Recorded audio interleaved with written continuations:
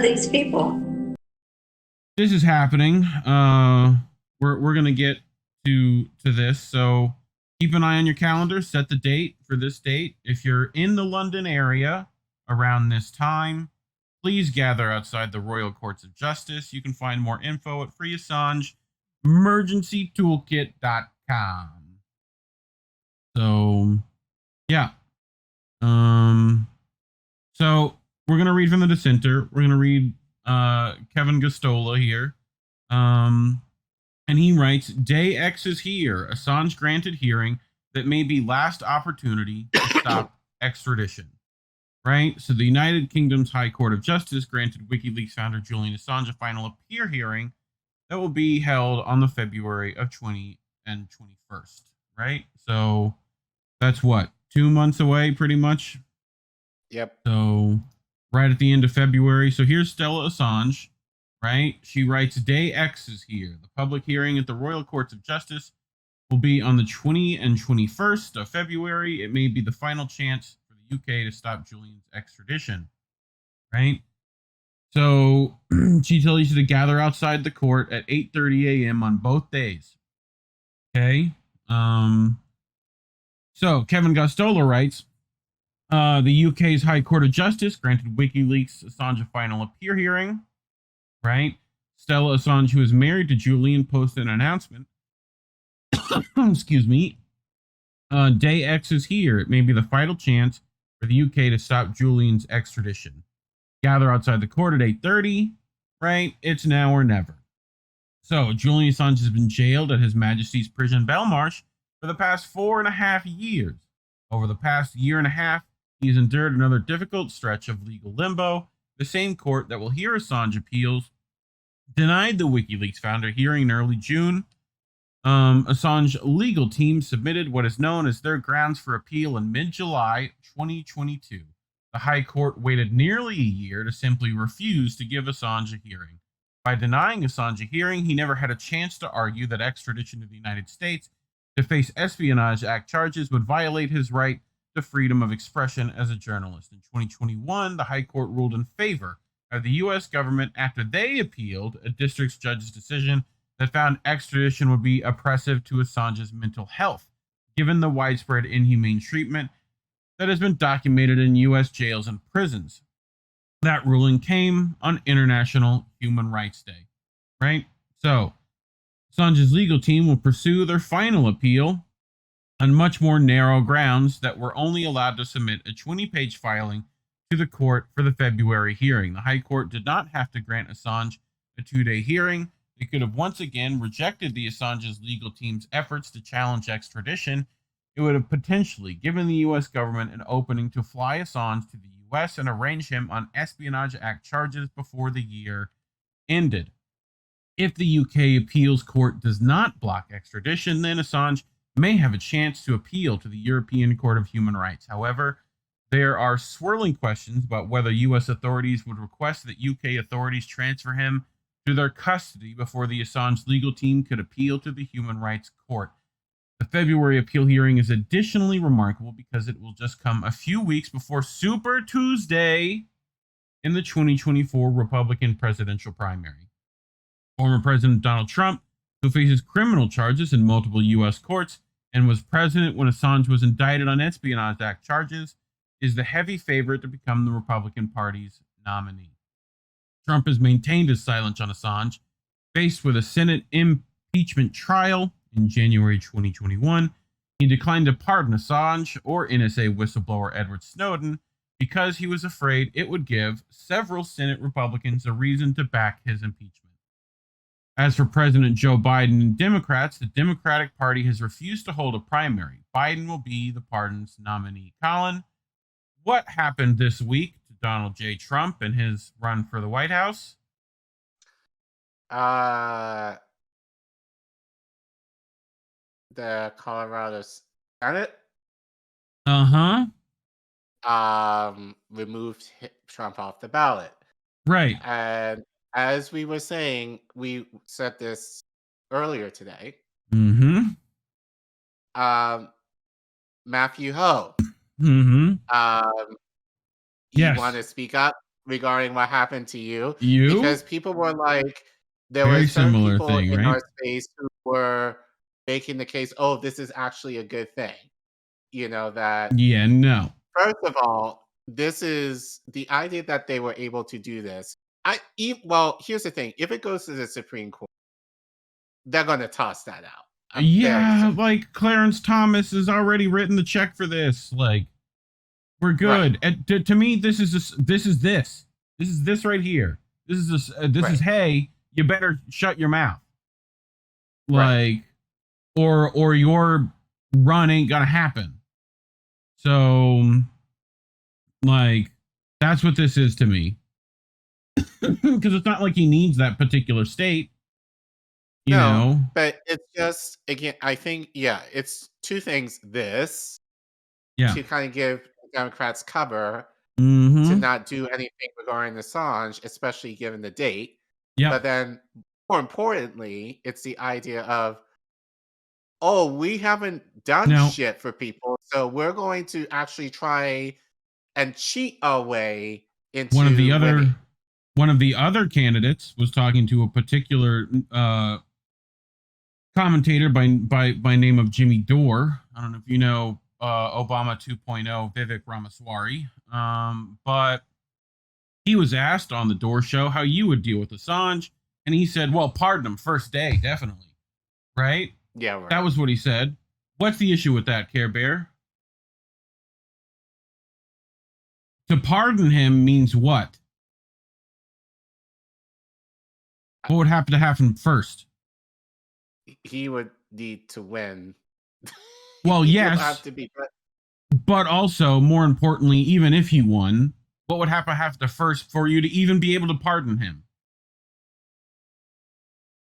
I'm not following. He's got to be convicted. Right. So the rule is call the DOJ, make them drop the charges. That's the thing you do. You have the DOJ drop the charges. Like, he gets out that day if you do that.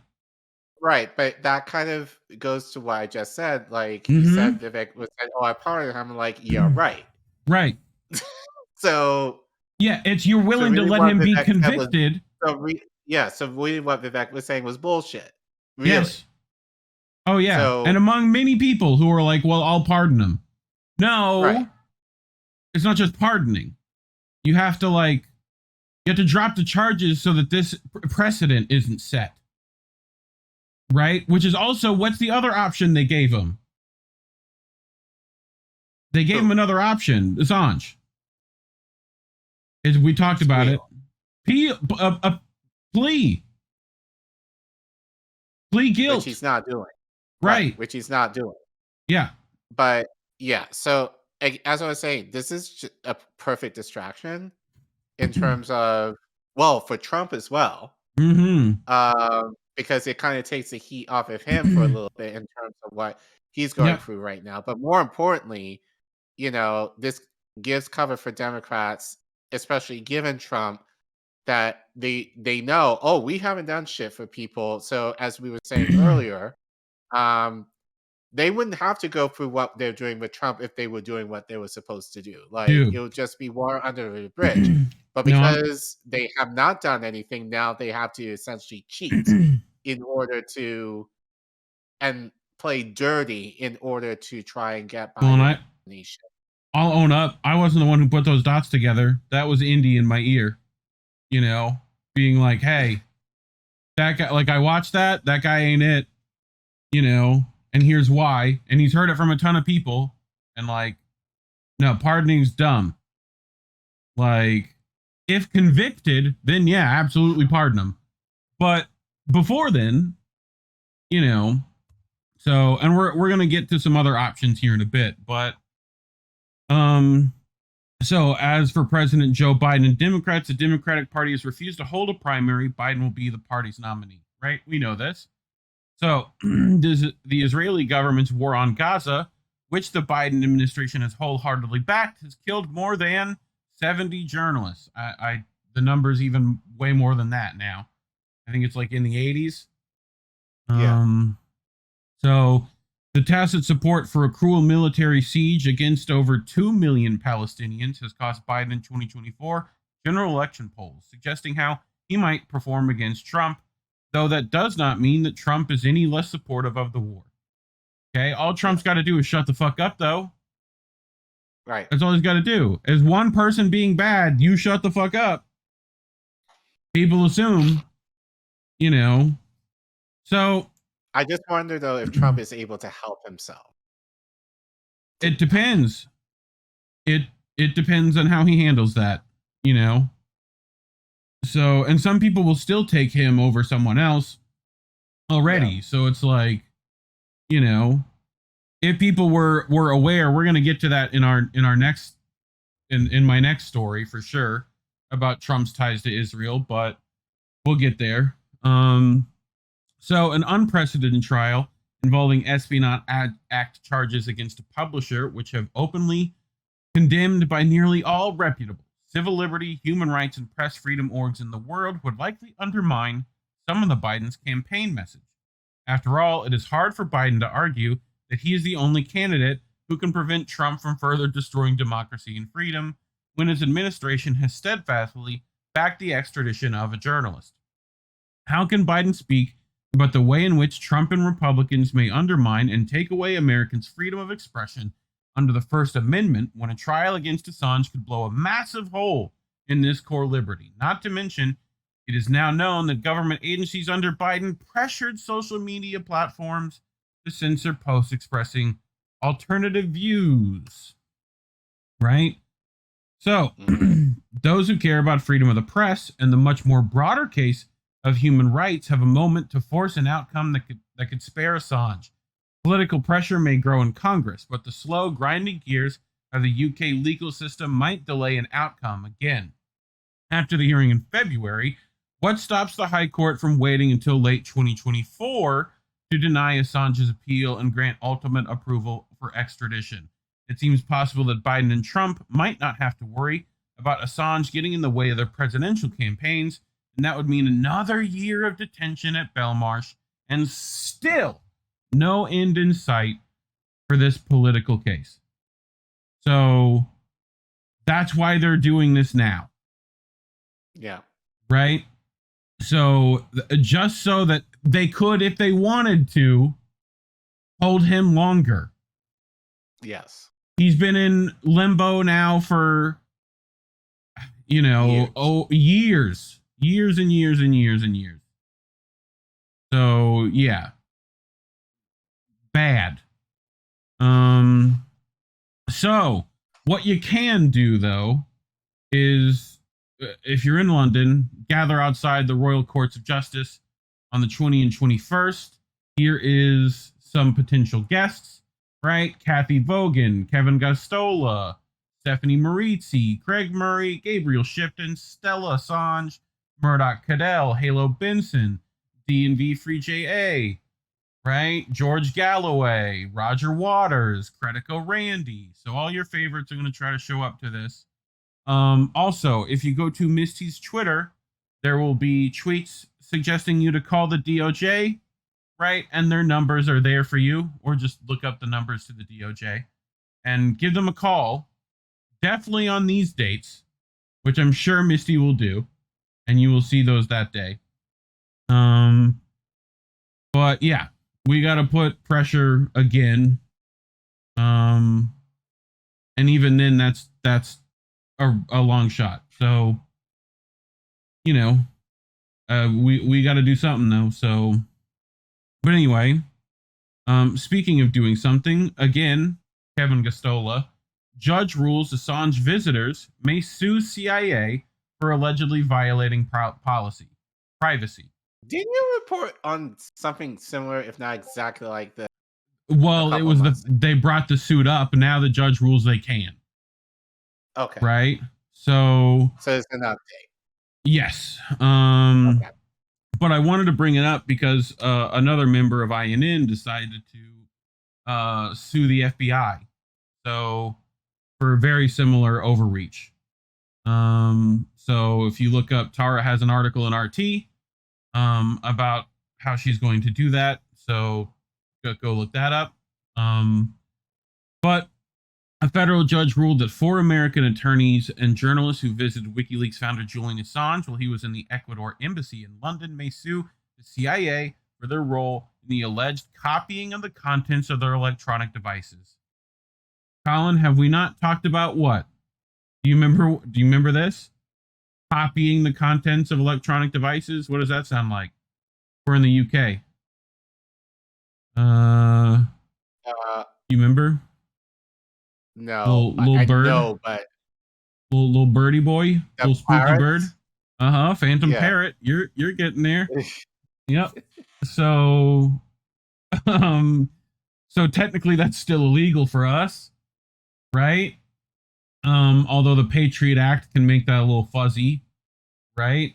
But the Americans sufficiently alleged the CIA and Director Mike Pompeo through the Spanish security company UC Global and its director David Morales violated their reasonable expectation of privacy under the Fourth Amendment of the United States Constitution. Richard Roth, attorney for the 4 Americans, reacted, "We are thrilled that the court rejected the CIA's efforts to silence the plaintiffs, who merely seek to expose the CIA's attempt to carry out Pompeo's vendetta against WikiLeaks."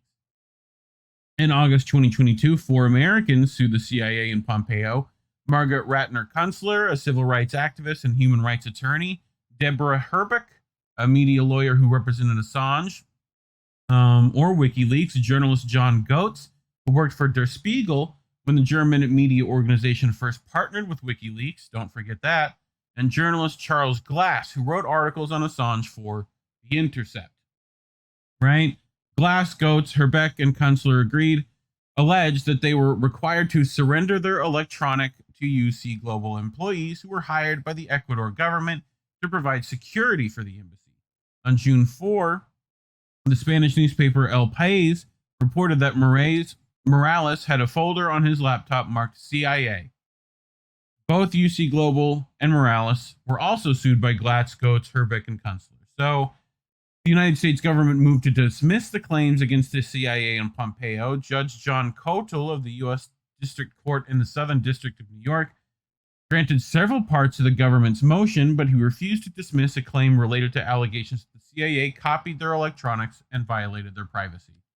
So yes, Indy's in the chat saying we covered this story. We definitely did, but we covered it on How Do We Miss That? And this is essentially an update to that. In an April 2017 speech, Kotel noted Pompeo pledged that his office would embark upon a long-term campaign against WikiLeaks. The plaintiffs alleged that Pompeo and the CIA recruited Morales to conduct surveillance on Assange and his visitors at a January 2017 private security industry convention at the Las Vegas Sands Hotel in Las Vegas. Shortly after returning from the Las Vegas convention, Morales created an operations unit and improved UC Global systems to implement the alleged agreement with the CIA. Copying the contents of the plaintiffs' electronic devices was part of this alleged agreement. Which, sure. Kotel added, additionally, the plaintiffs alleged that the data collected by UC Global was either personally delivered to Las Vegas and New York City by Morales, who traveled to these locations more than 60 times in the 3 years following the Las Vegas convention, or placed on a server that provided external access to the CIA. According to Kotel, whether Morales and UC Global were indeed acting as agents of Pompeo and the CIA is a question of fact that cannot be decided on a motion to dismiss. In this case, the misconduct alleged is violation of the plaintiff's reasonable expectation of privacy in the contents of their electronic devices under the Fourth Amendment. The government concedes that the plaintiffs had a right to privacy in the contents of their electronic devices. So that already might be a thing here, right? So, at a November hearing, Kotel took an interest in the apparent fact that the government had not obtained a warrant to access the content of the attorneys or journalists' electronics, right? A prior decision in Embassy versus Clapper, which challenged the legality of the bulk telephone metadata collection program operated by the NSA, helped Kotel determine that the alleged targeted Americans had standing to sue the CIA. Okay? So that's the new stuff, right? If the government's search of their conversations at electronic devices and seizure of the contents of the electronic devices were unlawful, the plaintiffs have suffered a concrete and particularized injury fairly traceable to the challenged program and redressable by a favorable ruling, Codal declared. He also contended that the Americans did not have to demonstrate that the government planned to imminently use the information that they collected from their electronic devices. So it doesn't matter if they were going to use it or when, or if they were going to use it 3 months down the road. However, Coulter dismissed their additional claims against the CIA, one involving surveillance of the American attorneys and journalist conversations with Assange, one involving photographs of passports and devices that were allegedly taken, and one claim specifically against Pompeo in his individual capacity as a former official. Coulter agreed with the government that the alleged targeted Americans knew Assange was surveilled even before the CIA's alleged involvement. He considered it relevant that they did not indicate that they would not have met with Assange if they had known their conversations were under surveillance. So then it's okay to spy. You knew where you're going to get spied on. Like, you knew we were going to do it and you did it anyway. Right? That's on you then, right? That's what they're saying. So, since security personnel could have easily overheard their conversations, there was no reasonable expectation of privacy. He also sided with the government when it came to their argument that the Americans voluntarily handed their devices over to embassy security, so they assumed the risk that the passports and devices might be photographed by the government.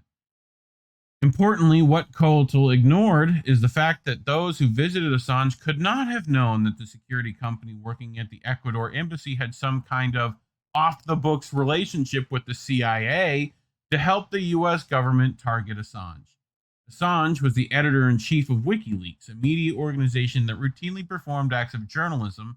The publication of classified documents from the U.S. government upset military and security agency officials enough that they retaliated. That retaliation should not be so easily justified as being a part of protecting national security. Finally, in 1971, the U.S. Supreme Court case known as Bivens created a process for bringing cases against federal government officials for violating a person's constitutional rights.